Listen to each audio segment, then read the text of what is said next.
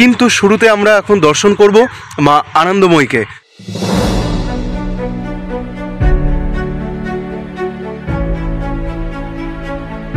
আজকের ভিডিওটা কিন্তু কোনো রকমভাবে স্কিপ করা যাবে না বন্ধুরা, কারণ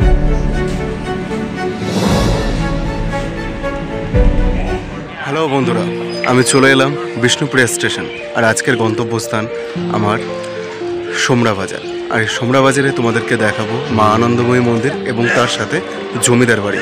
তো ভিডিওর শুরু থেকে তোমরা শেষ পর্যন্ত দেখো। টিকিট কেটে নিয়েছি, মাত্র 10 টাকার টিকিট। ট্রেন চলে আসার সময় হয়ে গেছে, 11টা 10-এ আমার ট্রেন। তো চলো সঙ্গে থাকো, দেখতে থাকো। আমাদের ট্রেন চলে এসেছে, তোমরা দেখতে পাচ্ছ বন্ধুরা।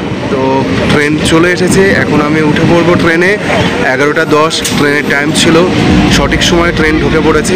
চলো ভিডিওটা শুরু থেকে শেষ পর্যন্ত দেখতে থাকো।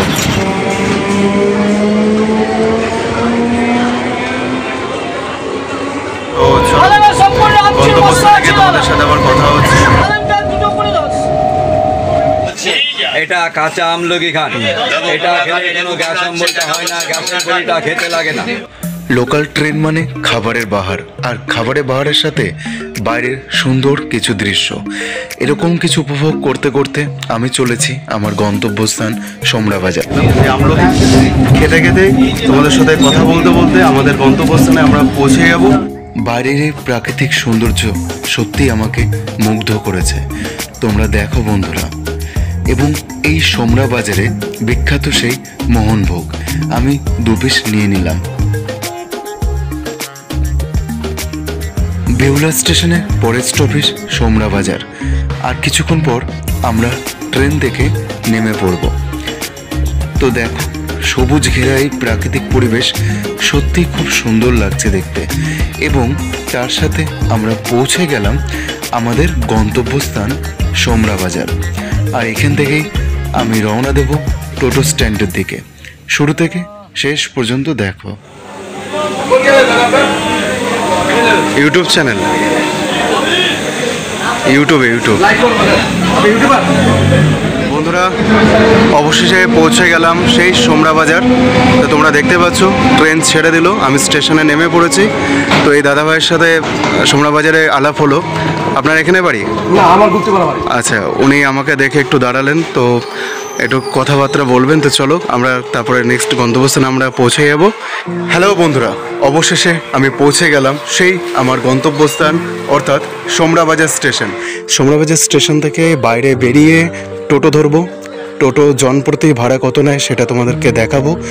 আমার গন্তব্যস্থান প্রথমে থাকবে মা আনন্দময়ী মন্দির, আর আনন্দময়ী মন্দিরের ঠিক অপোজিটে রয়েছে জমিদার বাড়ি। পথ ধরে আসলাম, দূরে রয়েছে সোমরা বাজার স্টেশন। এই পথ ধরে নেমে এই পাশে হচ্ছে টোটো স্ট্যান্ড। দাদা কি আপনি যাবেন? চলুন, এই দাদা হচ্ছে টোটো ড্রাইভার, এই দাদা টোটোতে যাব। দাদা, জমিদার বাড়ি যে মা আনন্দময়ী মন্দির ওইখানে যাব, ভাড়া কত? ভাড়া একজনের ভাড়া 15 টাকা। এখানে দেখার মতন আনন্দময়ী মন্দির আছে, হরসুন্দরী আছে, নিস্তায়নী আছে, মা সিদ্ধেশ্বরী আছে, জগদ্ধাত্রী আছে। এগুলো বহু প্রাচীন মন্দির। আমাদের এখানে মন্দিরগুলো প্রত্যেকেই এসে ঘোরেন, এবং আমরা একটা গাড়ি পিছু 300 টাকা নিই ঘোরাতে, 5টা মন্দির। এইভাবে ঘুরিয়ে আমরা পরিষেবাটা দিয়ে থাকি। আপনার কন্ট্যাক্ট নাম্বারটা একটু দিয়ে দিন। আমার কন্ট্যাক্ট নাম্বার 9800828540। নামটা কি বলুন? সঞ্জয় পাল। সোমরা বাজার স্টেশন থেকে নেমেই কিন্তু দাদাকে এখানে পেয়ে যাবেন টোটো স্ট্যান্ডে, তাই তো দাদা? তো চলুন আমরা এখন যাব মা আনন্দময়ী মন্দির। আর ওইখানে চারিপাশেই তো সব মন্দিরগুলো। তো চলুন, একটু কমন আছে ডিস্টেন্স। তো চলুন এখন আমরা যাচ্ছি স্টেশন থেকে নেমে এই পথ ধরে দাদার টোটো করে, সঞ্জয় দা, তাই তো? সঞ্জয় দার টোটো করে, সঞ্জয় দার নাম্বার ডিসক্রিপশনে থাকবে, আপনারা চাইলে যোগাযোগ করে নিতে পারেন। তো বন্ধুরা, আমরা খুব সুন্দরভাবে এই সঞ্জয় দার টোটোতে ধীরে ধীরে পৌঁছে যাচ্ছি মা আনন্দময়ী মন্দির। এটাই কি? হ্যাঁ। এখানে কি শিব মন্দির কতগুলো আছে? 7টা? 7টা না 8টা? 5টা 10টা। 10টা। আচ্ছা বন্ধুরা, এই হচ্ছে মায়ের মন্দিরের পেছনে পুকুর ঘাট। এই পুকুর ঘাটে কি এখনো স্নান হয়? গ্রামের লোকজন এখানে কিন্তু এখনো স্নান করেন। আর এই হচ্ছে দূরে তোমরা দেখতে পাচ্ছ মায়ের মন্দির। তো চলো সঞ্জয়দের টাটা, ঠিক আছে, এখন রয়েছি মা আনন্দময়ী মন্দিরের ঠিক রাস্তাতে। আর মা আনন্দময়ী মন্দিরের ঠিক পেছন দিকটায় রয়েছে বিশাল বড় আকারের একটি পুকুর। এই পুকুরে কিন্তু এখনও প্রত্যেকটা গ্রামে মানুষজন স্নান করেন এবং খুব পরিষ্কার পরিচ্ছন্নতা পুকুরটি। তো চলো বন্ধুরা, শুরু থেকে তোমরা শেষ পর্যন্ত ভিডিওটা দেখো। আজকের ভিডিওটা ভীষণ সুন্দর হতে চলেছে। বন্ধুরা, আমরা এই পথটা ধরেই চলে এলাম মা আনন্দময়ী মন্দির দর্শন করতে। মা আনন্দময়ী মন্দিরের পেছনেই রয়েছে এই বিশাল বড় আকারের একটি পুকুর। তো এখান দিয়ে আমরা এখন প্রবেশ করব। প্রবেশদ্বার প্রত্যেক দিন খোলা আছে। খুব সুন্দর প্রাচীনতম একটি মন্দির, মা আনন্দময়ী মন্দির। তো এই হচ্ছে আমাদের প্রবেশদ্বার। আমরা এখন প্রবেশ করে গেলাম। জয় মা, মায়ের নাম নিয়ে। সবুজ প্রাকৃতি ঘেরা এই পরিবেশ, এত সুন্দর একটি নির্জন স্থান, যে স্থানে স্থাপিত রয়েছে 250 থেকে 300 বছরের প্রাচীনতম মন্দির মা আনন্দময়ী মন্দির।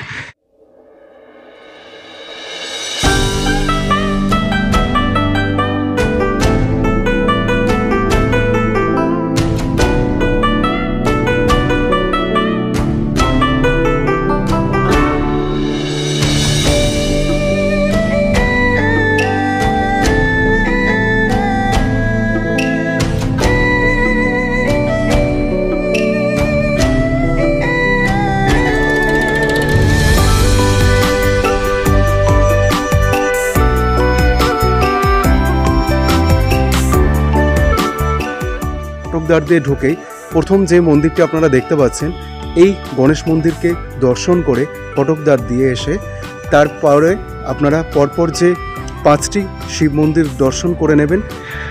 তো এই ফটকদ্বার দিয়ে ঢুকলে এখান থেকেই মায়ের মন্দির এটি, এবং এই মায়ের মন্দিরের ঠিক আগেই রয়েছে সিদ্ধিদাতা গণেশ, যার পুজো সবারই আগে করা হয়। আর এখানে এই কাকিমা পুজো করছেন, গ্রামেই বাড়ি ওনার। সিদ্ধিদাতা গণেশ ঠাকুরকে পুজো করছেন। একটু গেলাম, হ্যাঁ।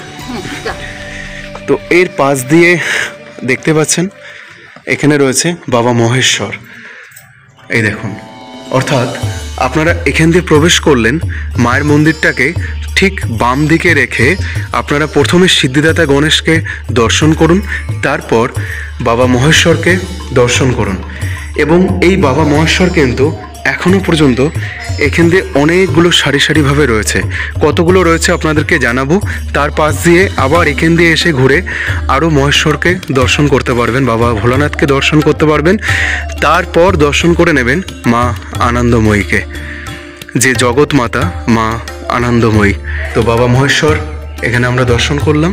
এরপর আমরা আবারও এগিয়ে গেলাম, এগিয়ে যাচ্ছি। এই দেখুন আর একটি শিব মন্দির দেখতেই পাচ্ছেন। এরপর আমরা আবারও এগিয়ে গেলাম। তাহলে আমরা 2টি দেখলাম, এই একটি, 3টি।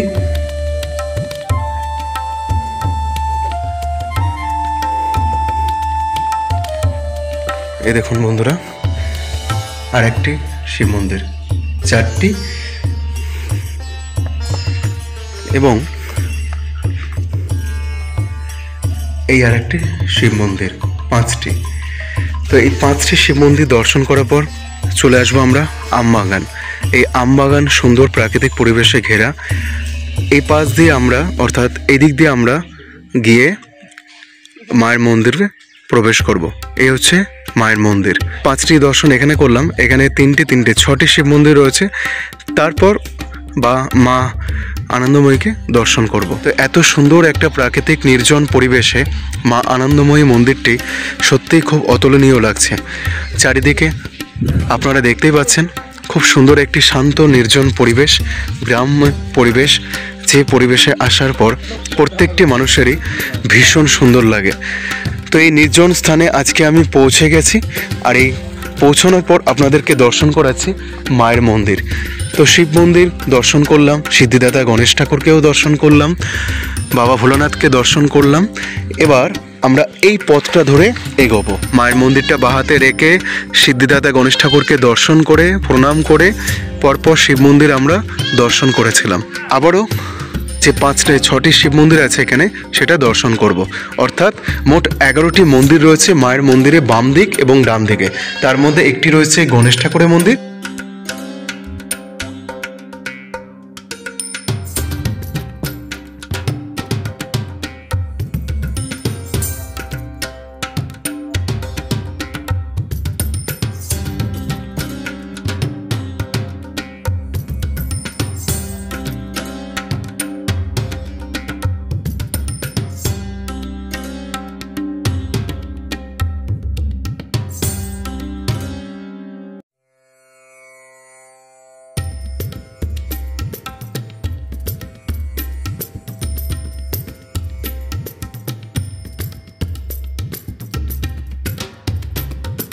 তো হর হর মহাদেব, জয় শিব শম্ভু, জয় বাবা ভোলানাথ।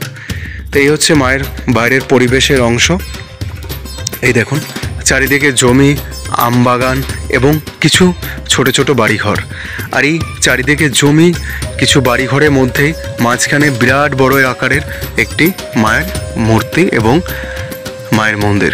শোনা যায় লোকমুখে নাকি এখানে অনেক সিনেমার শুটিং হয়েছে, যেমন ধরুন উত্তম কুমার, সুচিত্রা সেন এবং প্রসেনজিৎ চট্টোপাধ্যায়, ঋতুপর্ণা, আরও অনেক আর্টিস্টদের নাকি এখানে সিনেমার শুটিং হয়েছে, গ্রামের লোকমুখে শোনা গেল।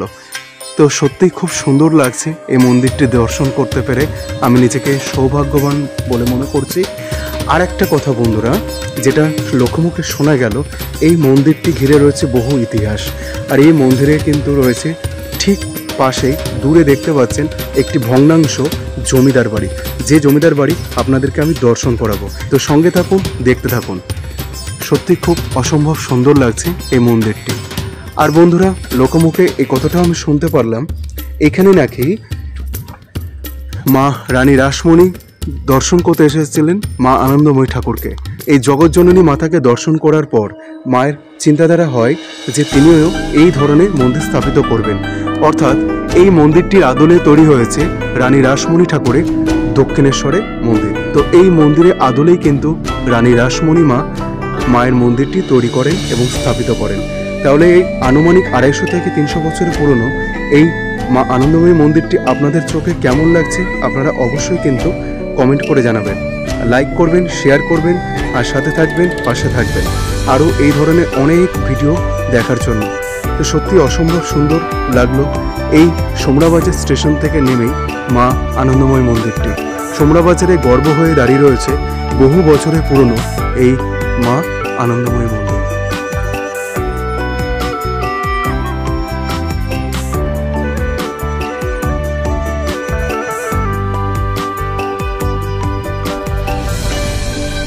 আমি এখন ধীরে ধীরে প্রবেশ করছি মায়ের মন্দিরের সিঁড়ি দিয়ে।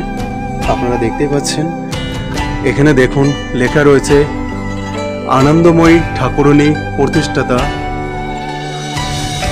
বীরেশ্বর মুস্তাফি, স্থাপিত 1170 সাল। আপনারা দেখতেই পাচ্ছেন বন্ধুরা, এই হচ্ছে সেই জগৎ জননী মা আনন্দময়ী।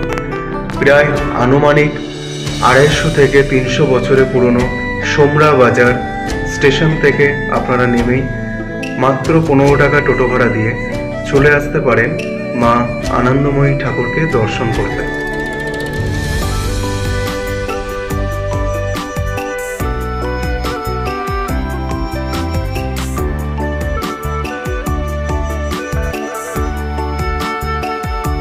তো জয় মা আনন্দময়ী, চলুন মাকে প্রণাম করে নিন আপনারা।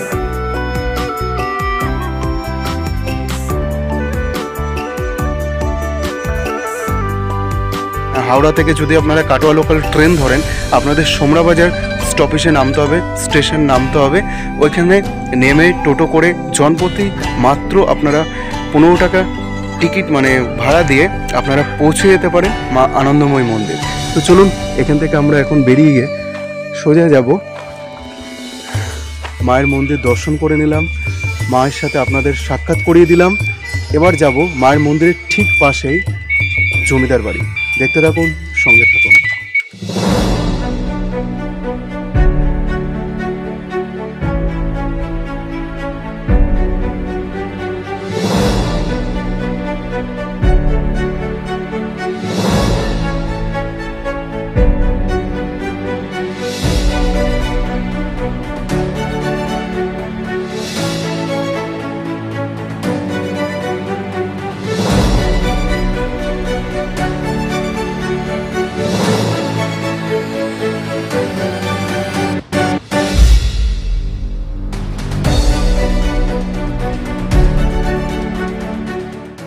মৃণাল সেনের, যিনি জাতীয় পুরস্কার পেয়েছিলেন আকালের সন্ধানের ছবিতে, যেখানে বহু তারকারা অভিনয় করেছেন এই জমিদার বাড়িতে। এবং এখানে প্রত্যেকটি ফটকদারে কিন্তু তালা বন্ধ রয়েছে, দেখতেই পাচ্ছেন।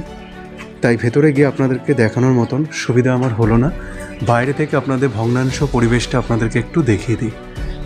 দেখুন, বহু প্রাচীন ঐতিহাসিক এই জমিদার বাড়ি।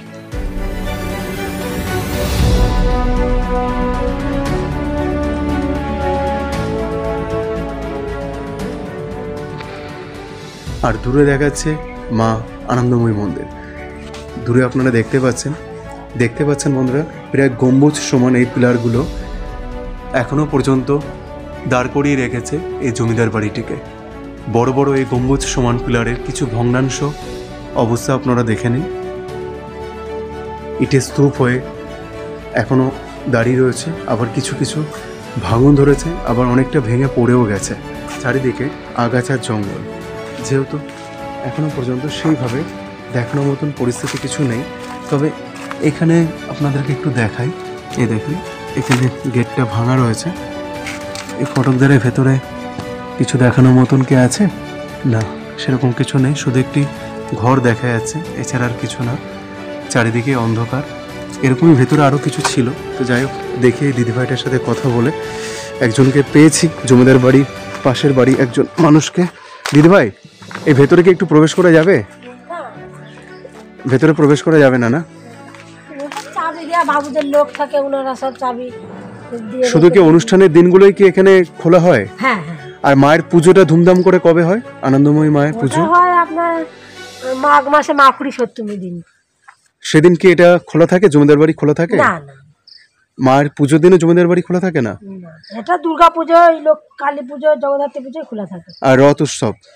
না, রথে খোলা থাকে না, রথটা আমাদের উনাদের নয়। আচ্ছা, দুর্গা উৎসব খোলা থাকে। কালী পুজো মানে দীপাবলি কালী পুজো, হ্যাঁ, হ্যাঁ। আর জগদ্ধাত্রী পুজো, হ্যাঁ এখানে কি পুজো হয়? হ্যাঁ, ভেতরে হয়। আচ্ছা, যারা রয়েছেন মানে এখন পূর্বপুরুষের যারা বংশধরেরা রয়েছেন, তারা সেই উৎসবটাকে এখনো পালন করে আসছে, তাই তো? হ্যাঁ, তারা আসে। তো বন্ধুরা, আপনারা শুনতেই পেলেন, দিদিভাইয়ের এখানেই বাড়ি, তাই তো? এইটাই বাড়ি। এই বাড়িটাই ওনার বাড়ি, এই জমিদার বাড়ির পাশে। ওনার মুখে শুনে নিলাম কিছু কাহিনী জমিদার বাড়ির কথা। আশেপাশে কিন্তু অনেক বাড়িঘর রয়েছে, কিন্তু এই বাড়িঘরের পাশেই রয়েছে বিশাল আকারের ঘন বন নিয়ে, জঙ্গল পরিবেশ নিয়ে এই মুহূর্তে দাঁড়িয়ে রয়েছে সেই পুরনো ইতিহাসকে সাক্ষী রেখে জমিদার বাড়িটি। আর এই জমিদার বাড়ির চারপাশ ধরে কত আগাছা জন্ম নিয়েছে আপনারা দর্শন করলেই বুঝতে পারবেন। সেই বিখ্যাত পরিচালক মৃণাল সেন। আর এই মৃণাল সেন পরিচালনায় আকালের সন্ধানে শুটিং হয়েছিল এই বাড়িতে। তারই এখানে একটি লেখনী এখানে যারা রয়েছেন বংশধরেরা, তারা স্থাপিত করে রেখেছে। তাহলে বুঝতেই পারছেন বন্ধুরা, এই সোমরা বাজারে কিন্তু এই জমিদার বাড়িতে মৃণাল সেন শুটিং করেছেন, তার সাথে শুটিং হয়েছে এখানেও, অর্থাৎ মা আনন্দময়ী মন্দিরে। বন্ধুরা, যদি আজকের ভিডিওটা আপনাদের ভালো লেগে থাকে তাহলে কি করতে হবে আপনারা সকলেই জানেন। চ্যানেলটা সাবস্ক্রাইব করে বেল আইকনটা ক্লিক করে অল করে রাখবেন, যাতে প্রত্যেকটি ভিডিও নোটিফিকেশান আপনাদের সকলের কাছে পৌঁছে যায়। আমি আবারও দেখা করব আপনাদের সাথে নতুন আর একটি চমৎকার ভিডিও নিয়ে। তো চলুন, ভিডিও সাথে থাকুন, সঙ্গে থাকুন, ভালোবাসা দিন এবং আমাকে মনে রাখুন। তো টাটা, বাই বাই। আজকের মতন এখানে আমি ভিডিওটা শেষ করছি। আবারও দেখা হচ্ছে নতুন আরেকটি স্বাদের ভিডিওর সাথে। Tata, bye bye.